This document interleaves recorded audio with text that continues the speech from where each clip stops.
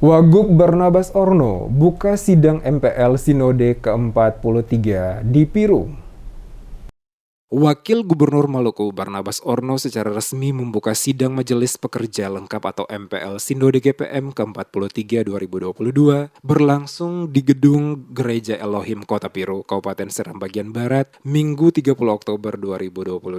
Persidangan MPL ke-43 mengusung tema memperkuat gereja dan pembangunan demokrasi, serta hidup bersama yang berkelanjutan di tengah perubahan zaman. Dalam sambutannya, Wakil Gubernur Barnabas Orno mengatakan bahwa di bumi Saka Mesenusa, pemerintah haruslah memberi pendidikan politik yang benar kepada umat agar tidak terjebak dalam praktek transaksional. Dirinya berharap gereja terus mengambil peran sebab melalui gereja, potensi dan sumber daya jemaat dapat diperdaya dan berkontribusi demi penguatan umat. Sebagai lembaga keagamaan GPM yang hadir dengan misi gembala, meskipun berdiri di atas kepentingan demokrasi tertinggi yaitu kepentingan rakyat terutama jelang demokrasi pemilu 2024, Wagub berharap GPM menempatkan diri secara bijaksana dan berhikmat. Sementara itu, Ketua MPH Sinode Elifas Tomix Mas Paitela dalam sambutannya menyatakan, sidang ke-43 merupakan sidang MPL tahun kedua masa Sinode 2021-2025 dalam agenda khusus melangkah bersama ke satu abad GPM tahun 2035.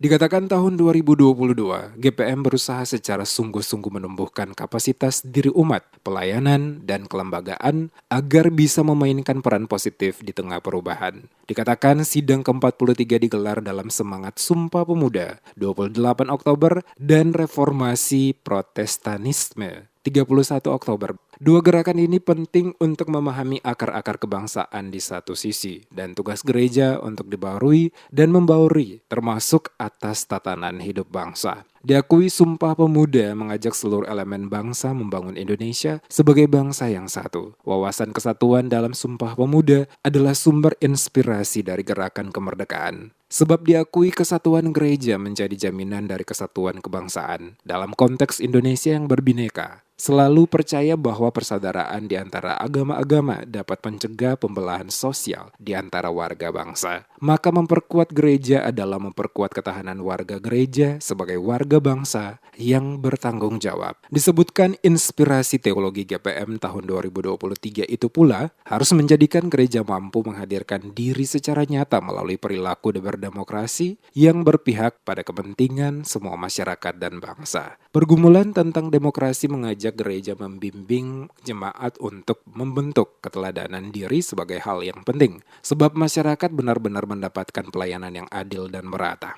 Ketua MPH Sinode juga mengajak para pelayan untuk tetaplah setia dalam moto "Aku yang menanam dan Apolos menyiram, tapi Tuhan yang memberikan pertumbuhan". Sempat juga Ketua Sinode dalam sambutannya mengingatkan penjabat Bupati Kabupaten SBB Andi Chandra Asadudin terkait pembangunan jalan yang sudah digusur di Desa Neniari Gunung dan sepatutnya nanti diberi nama Jalan Tuagama. Pada kesempatan itu, Mas Paitela juga menyentil pemberian nama Jalan Tuagama yang merupakan jalan tembus Neniari Taniwel. Dirinya juga berharap agar tahun depan Jalan Neniari dan Taniwel Gunung bisa diaspal sehingga berdampak bagi kesejahteraan. Begitu juga Kairatu Gunung di Kecamatan Inamosol dan negeri-negeri pegunungan di Kecamatan Teluk Elpa Putih, termasuk jembatan dan jalan menuju Kaibobo. Turut hadir Wagub Barnabas Orno, Ketua MPH Sinode Mas Paitela, Ketua MUI Provinsi Maluku Latuapo, Kepala Kantor Wilayah Kementerian Agama Provinsi Maluku H. Yasim, mantan Ketua Sinode John Rohulesin, Atis Werinusa, Tony Pariela, DPD RI Novita Anakota,